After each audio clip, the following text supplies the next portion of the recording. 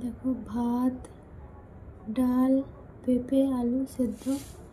আর আমাদের দাদু মারা গেছে আজকে 1 সপ্তাহ হয়ে গেছে, 7 দিন হয়েছে। আর কালকে তো দাঁত তুলে নিয়ে আসি, মানে সেদ্ধ এমনিতেই দাদু মারা গেছে, সেদ্ধ খেতে হবে। আর আমি তো খেতেই পাচ্ছি না, হাঁ আঁকড়ে খেতেই পাচ্ছি না, তাই চামচ নিয়েছি আর খাচ্ছি। এই সাইডে দাঁত তুলেছে তো চিবাতেই পাচ্ছি না, মানে খুব কষ্ট হচ্ছে। কোনোরকম গিলে গিলে খাচ্ছি খাবারটা।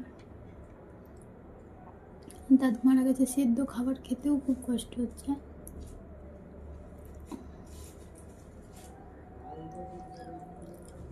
হাতও কাটতেই পারছি না, চিবোতেই পারছি না, লাগছে ভালো।